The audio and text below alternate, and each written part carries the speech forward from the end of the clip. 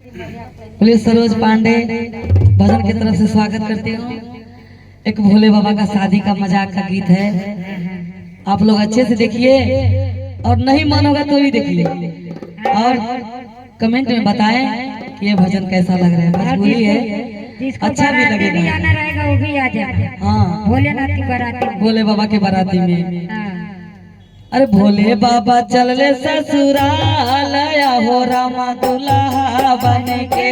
भोले बाबा चल ले ससुराल हो रामा दुल्हा बन के। भोले बाबा चल ले ससुराल हो रामा दुल्हा बन के। भोले बाबा चले ससुराल हो रामा दुल्हा बन के। दुल्हा बन के हो दुल्हा बन के दुल्हा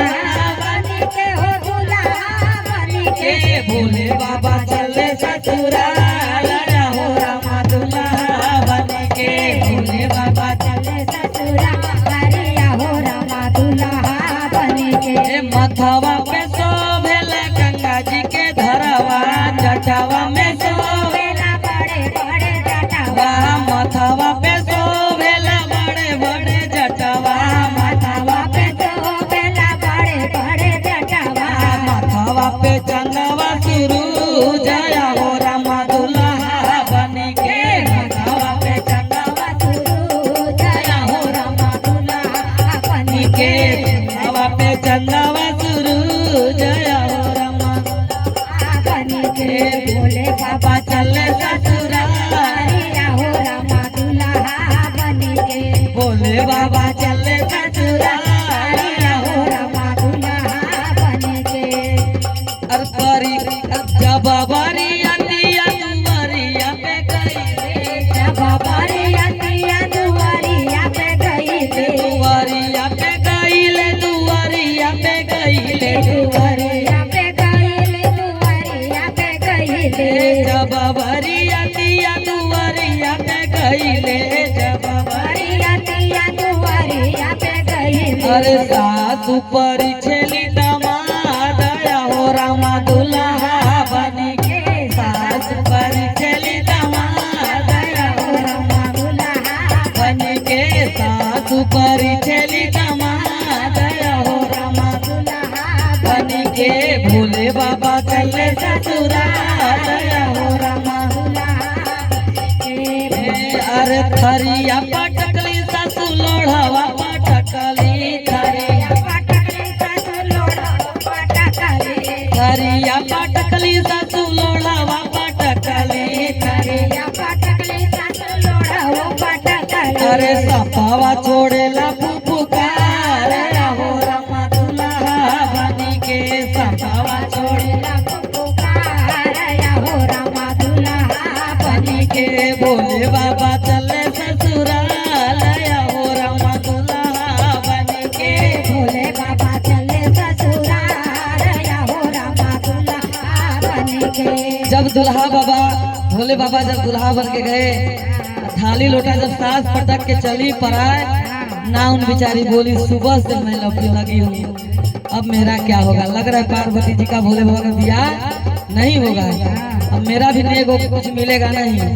अब नाउन बोली चलो भोले बाबा से नेक मांग लेती हूँ, क्योंकि देव के देव महादेव बहुत सारा नेक देंगे। भोले बाबा से नेक मांगे ले नाउनिया। भोले बाबा से नेक मांगे ले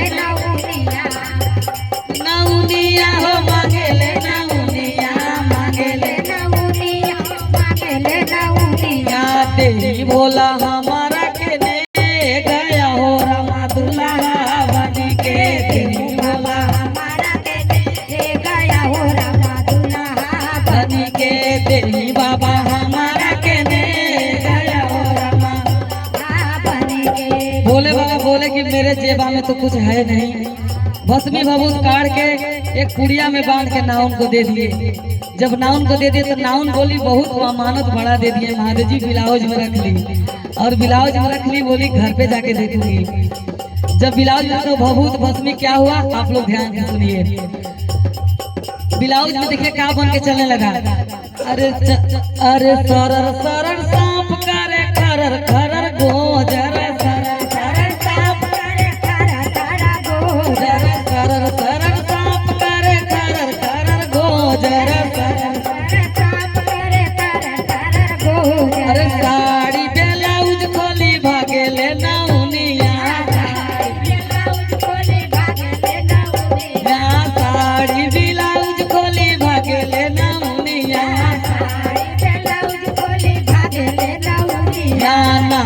वो भोला जी से ने गया हो रामा दुल्हा बनी के नहीं ले वो भोला जी से ले गया हो रामा दुल्हा बनी के नहीं ले वो भोला जी से ने गया हो रामा दुल्हा बनी के नहीं ले वो भोला जी से ले गया हो रामा दुल्हा दुल्हा बनी के हो दुल्हा बनी के दुल्हा बनी के हो दुल्हा बनी के भोले बाबा चले ससुराल हो रामा दुल्हा बनी के भोले बाबा चले ससुराल हो रामा दुल्हा बनी के भोले बाबा चले ससुराल हो रामा दुल्हा बनी के भोले बाबा चले ससुराल हो रामा दुल्हा बनी के भोले बाबा चले ससुराल हो रामा दुल्हा बनी के भोले बाबा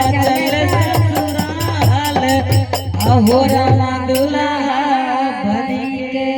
बोले श्री गुरु महाराज की जय हो।